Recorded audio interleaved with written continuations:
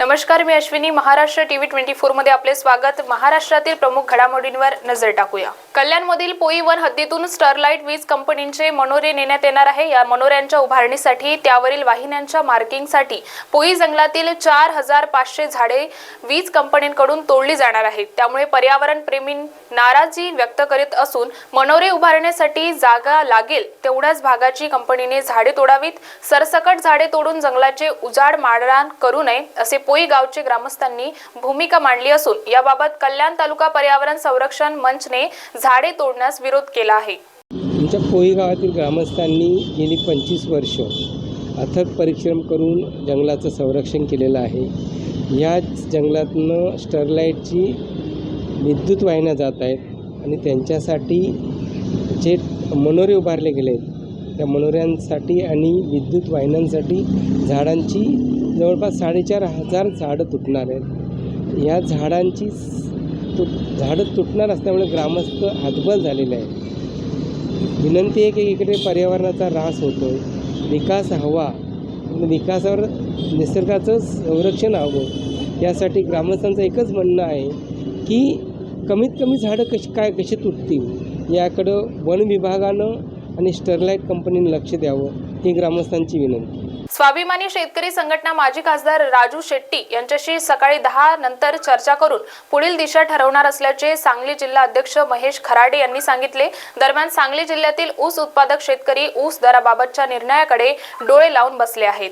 सांगली जिल्ह्यातल्या ऊस दराचा तोडगा काढण्यासाठी आज माजी मंत्री विश्वजित कदम यांनी कडेगाव या ठिकाणी सर्व साखर कारखानदार आणि शेतकरी संघटनेची बैठक बोलावली होती. पहिल्यांदा साखर कारखानदारांची बैठक झाली आणि त्यानंतर शेतकरी संघटनेच्या पदाधिकाऱ्यांबरोबर बैठक झाली. मात्र या बैठकीतनं फारसं काही हाती लागलं नाही. ही बैठक निष्फळच ठरली. मात्र विश्वजित कदम यांनी उद्या सकाळी 10 वाजेपर्यंत सर्व तो सकारात्मक निर्णय घेतो, शेट्टी साहेबांशी चर्चा करून सकारात्मक निर्णय घेतो अशी ग्वाही दिलेली आहे. त्यामुळं उद्या सकाळी 10 वाजेपर्यंत विश्वजित कदम आणि साखर कारखानदारांच्या निरोपाची आम्ही वाट बघतोय. त्यानंतर राजू शेट्टी साहेबांच्या बरोबर चर्चा करून पुढील आगामी आंदोलनाची दिशा ठरवली जाईल, तात्काळ ठरवली जाईल. मात्र आजची बैठक निष्फळ ठरलेली आहे आणि उद्या सकाळी 10 वाजेपर्यंत काय निरोप येतोय याकडे जिल्ह्यातल्या ऊस उत्पादक शेतकऱ्यांचं लक्ष लागलेलं आहे. 26/11च्या अतिरेकी हल्ल्यात कर्तव्य बजावत असताना देशासाठी बलिदान देणाऱ्या शहीद पोलीस वीर जवानांना पोलीस फॅमिली वेलफेअर असोसिएशन तर्फे भव्य कॅन्डल मार्च काढून श्रद्धांजली देण्यात आली. यावेळी विद्यार्थी व नागरिक मोठ्या संख्येने उपस्थित होते. या वीर जवानांनी आपल्या जीवाची पर्वा न करता आपले बलिदान दिले. अशीच प्रेरणा इतर तरुणांनीही यावी म्हणून गेल्या 5 वर्षापासून पोलीस फॅमिली वेलफेअरच्या वतीने जळगाव रोड ते छत्रपती संभाजी महाराज पुतळ्यापर्यंत कॅन्डल मार्च काढण्यात येते. राज्यात पुढील 2 दिवस पावसाची शक्यता असल्याचं IMDने सांगितलं आहे. भारतीय हवामान विभागाने वर्तवलेल्या अंदाजानुसार रायगड, रत्नागिरी, सिंधुदुर्ग, सातारा, कोल्हापूरमध्ये आज पावसाची हजेरी पाहायला मिळणार आहे. वेस्टर्न डिस्टर्बन्समुळे राज्यात अनेक ठिकाणी अवकाळी पावसाची हजेरी पाहायला मिळाली आहे. कल्याणमध्ये सुद्धा पावसाला सुरुवात झाली आहे. शरद पवारांनी माजी मंत्री मीनाक्षी पाटील यांची भेट घेतली असून त्यांनी त्यांच्या तब्येतीची विचारपूस केली आहे. प्रमुख बातम्यांमध्ये वेळ झाली आहे छोट्याशा विश्रांतीची. बघत रहा Maharashtra TV 24. Integrity super specialist hospital end research institute of Nagpur अब नागपुर में अत्याधुनिक सुविधाओं के साथ ICU, modular operation theatre, maternity surgery end laparoscopy surgery, orthopaedic end joint replacement, dialysis unit, pathology end pharmacy. Our address: Vinoba Nagar, Kharbi ring road, Nagpur. Our contact: 8668792352 9801980100. Boss ने meeting बुलाई. बाहर उठो बैठो. तकलीफ उठने बैठने की नहीं, तकलीफ बवासीर की है. बवासीर, फिशर, भगंदर, पाइलोनियल साइंस का आयुर्वेद तथा आधुनिक लेजर से उपचार. कॉल या विजिट करें www.pilesfistulacure.com. जागतिक बवासीर दिन के उपलक्ष्य में अभ्युदय पाइल्स हॉस्पिटल में 20 नवंबर से 30 नवंबर तक लेजर उपचार में पाए 50% तक की छूट। अभी विजिट करिए अभ्युदय पाइल्स हॉस्पिटल, जो है लोहार समाज भवन के पीछे, शताब्दी चौक, मनीष नगर रोड, नागपुर। विश्रांतीनंतर आपले स्वागत। वळूया समोरील बातम्यांकडे। मुंबईतील धारावी विधानसभा येथील काँग्रेसच्या आमदार वर्षा गायकवाड यांच्या नेतृत्वाखाली धारावी बचाव मोदानी हटाव आंदोलन करण्यात आले। धारावी केंद्राला आणि राज्याला 100 कोटींपेक्षा जास्त उत्पन्न देते, तरीही धारावीकरांना घरं मिळत नाही आहेत। मग हा धारावीचा विकास नक्की कोणासाठी आहे? अदानींसाठी आहे का? या ठिकाणी कोणताही सर्वे केला गेला नाही, याचा आम्ही तीव्र विरोध करतो, असे वर्षा गायकवाड यांनी आंदोलनावेळी सरकारला प्रश्न विचारले आहेत। म्हणजे धारावीच्या माणसाला 10 किलोमीटर बाहेर घरं द्यायची आणि अडाणीने एक्सटेन्शन बीकेस करायचं, हे डेव्हलपमेंट नाही। आणि म्हणून येणाऱ्या काळामध्ये आम्ही सातत्याने आंदोलन करत राहणार, शांततेच्या मार्गाने आंदोलन करत राहणार आणि सत्याच्या मार्गाने। जहाँ इतनी बड़ी माइक्रो फाइनेंस इंडस्ट्री है, सबको बाहर निकालने का काम कर रहे हैं, सर्वे करने का काम नहीं हो रहा है। हमें उनकी आर्थिक पद पे भी संशय है और उनके काम करने के तरीके भी हमको संशय है, क्योंकि जिस तरह से एक दबाव की यंत्रणा हमारे ऊपर इस्तेमाल करने का काम हो रहा है, पैसों का आमिष देने का काम हो रहा है। मैं समझना चाहती हूँ कि जो विकास कर रहे हैं कि लोगों को दबाने का काम, और हम ये मांग कर रहे हैं कि नए सिरे से लेकिन वो सर्वे गवर्नमेंट के माध्यम से होना चाहिए। अब रात को वीडियो आया 3:30 बजे रात को सर्वे किया जाता है। आप मुझे बताइए, आप पत्रकार लोग हो, आप मुझे बताइए रात को 3:30 बजे कौन सा सर्वे होता है? लेकिन धारावी में सर्वे हो रहा है अडानी के माध्यम से, तो हमारे लोगों के ऊपर हो रहा है। हमारी मांग है कि हर उसी सेक्टर में देना चाहिए, हमारे व्यवसाय को जगह मिलनी चाहिए। और हमारी जो इच्छा है, जैसे हमारे बड़े बड़े एरिया है, जैसे कुंभारवाड़ा है, बालिका नगर है, शाहू नगर है, इनके साथ कोई बात ही नहीं हो रही। गरीब आदमी से बात हो रही, आदमी को पता भी नहीं उसको कहाँ भेज रहे। अरे रेलवे को 800 करोड़ रुपया दिए, लेकिन जमीन मिली नहीं है अभी तक। सोयाबीन कापूस उत्पादक शेतकऱ्यांच्या न्याय हक्काच्या मागण्यांसाठी सरकारचा दबाव झुगारून शेतकरी नेते रविकांत तुपकर यांनी अन्नत्याग आंदोलन सुरू केले आहे। आज अन्नत्याग आंदोलनाचा दुसरा दिवस असून या आंदोलनाला सर्व स्तरातून प्रतिसाद मिळत आहे। शेतकरी चिखली तालुक्यातील सोमठाणा या आंदोलनस्थळी पोहोचत आहे। दुसरीकडे राज्यभरातील पदाधिकारी व कार्यकर्ते आक्रमक झाले आहेत, त्यामुळे कोणत्याही क्षणी हे आंदोलन चिघळण्याची शक्यता निर्माण झाली आहे। 29 नोव्हेंबर रोजी मिळेल त्या मार्गाने मंत्रालयावर धडक देण्याचा निर्धार पदाधिकारी व शेतकऱ्यांनी केला आहे।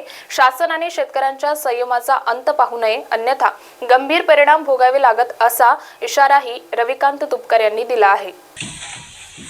या निमित्तानं जमलेले सगळे आमचे पत्रकार बांधव, मोठ्या संख्येने शेतकरी बांधव, तरुण मित्र, भावांनो, यावर्षी दुष्काळाची परिस्थिती आहे। येलो मोझॅक नावाचा व्हायरस आला, त्यामुळं सोयाबीनच्या उत्पादनात मोठ्या प्रमाणात घट झाली। लाल्या आणि बोंडअळीमुळे कापसाचं प्रमाण उद्ध्वस्त झालं आणि दुष्काळी परिस्थिती आहे, तरी सुद्धा सरकार सरसकट दुष्काळ जाहीर करायला तयार नाही। एका एकराचा सोयाबीनचा खर्च 36,000 रुपये आणि मिळणारं त्याच्यातून उत्पादन फक्त 18 ते 20,000 रुपये अशी परिस्थिती आहे। कापसाचा एकराचा खर्च 40,000 रुपये आणि मिळणारं उत्पन्न कुठे 25,000 आणि कुठे 0 अशी परिस्थिती आहे।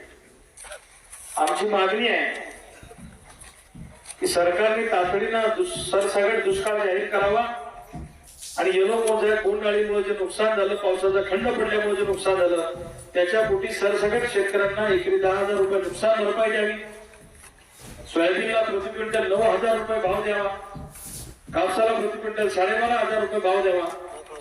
सरकारने भाव देऊ नये, सरकार भिकारचोट आहे, देणार नाही आम्हाला माहित आहे।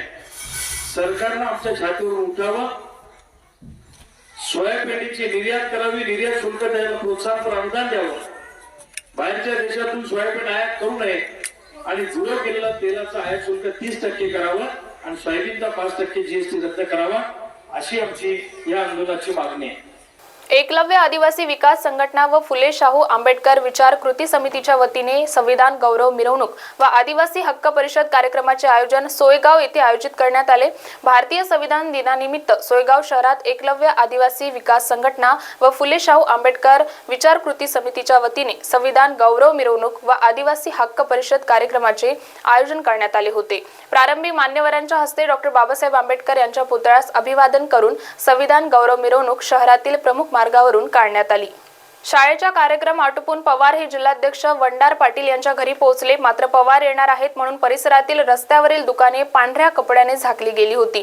लोकांमध्ये एकच चर्चा रंगली होती। पवार हे भेट देऊन गेल्यावर दुकानदारांनी त्यांची दुकाने उघडली। याबाबत राष्ट्रवादीचे युवा जिल्हाध्यक्ष सुधीर पाटील यांना विचारणा केली असता त्यांनी सांगितले की ते आमचेच कार्यकर्ते आहे, स्वतःहून दुकाने बंद करून स्वागताला आले आहेत असा त्यांनी खुलासा केला आहे। नाही, दुकानं वगैरे झाकली नाही। ही दुकानातले सर्व आमचेच कार्यकर्ते आहेत, झाकली गेलेली नाही आहेत आणि त्यांना तुम्ही विचारू शकता, ते स्वखुशीने सर्व इथे आहेत। भगवान बिरसा मुंडा आदिवासींचे दैवत आहे। यांची जयंती दरवर्षी साजरी होत असते, परंतु भाजप केवळ 9 ऑगस्ट या विश्व आदिवासी गौरव दिनाचे महत्त्व कमी करण्यासाठी जनजाती गौरव दिवस साजरा करण्याचे षडयंत्र रचत असल्याचे आरोप माजी मंत्री आमदार ॲडव्होकेट के.सी. पाडवी यांनी केला आहे। 15 नोव्हेंबर रोजी झालेल्या जनजाती गौरव दिनाप्रसंगी खर्चाचा आढावाबाबत देखील विधानसभेत लक्षवेधी मांडणार असल्याचे यावेळी त्यांनी सांगितले।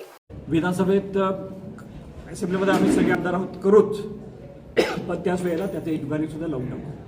इन्क्वायरी वेगवेगळ्या प्रकारची जी काय इन्क्वायरी असेल ती इन्क्वायरी लावू, कारण करोडो रुपये खर्च करून नाटक करण्याची काही गरज नाही आणि आदिवासींना मूर्ख बनायचं काही कारण नाही, हे स्पष्ट झालं। आणि सगळ्या संघटनांनी मला विनंती केली, ते सगळे त्याचा निषेध करतायत, ते मागणी करतायत आणि सगळ्या संघटना त्याचबरोबर काँग्रेस पक्ष म्हणून आम्ही सगळे या जिल्ह्यातले प्रमुख नेते आणि लोकसभा मतदारसंघातले आमचे बापू चौरे साहेब असल्यापासून ते सगळेच आम्ही त्या गोष्टीचा इन्क्वायरी करू। प्रमुख बातम्यांमध्ये वेळ झाली आहे, इथेच थांबण्याची। बघत रहा महाराष्ट्र TV 24।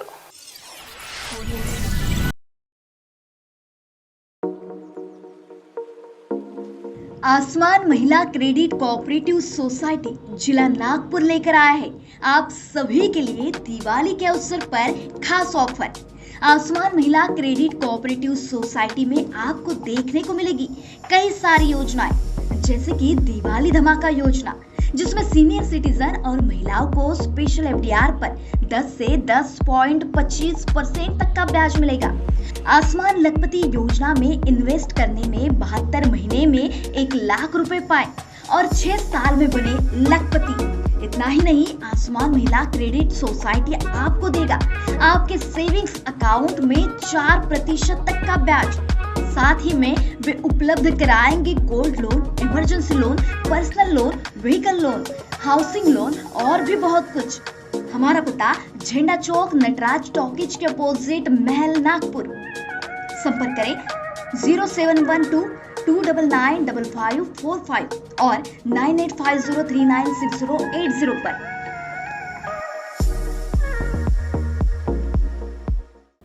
उत्तर दक्षिण नैवेद्यम रेस्टोरेंट अब आपके लिए नए अंदाज में। नैवेद्यम स्वाद ऐसा जो एक बार आए उनका दिल खाने बार बार ललचाए, जहां आपको मिलेगा भारत के हर कोने का स्वाद, वो भी एक ही छत के नीचे। साफ सफाई का विशेष ख्याल, तो देर किस बात की, आज ही आइए नैवेद्यम उत्तर दक्षिण और लीजिए एक बेहतरीन स्वाद सिर्फ नैवेद्यम के संग। हमारा पता प्रताप नगर चौक नागपुर और माउंट रोड सदर नागपुर।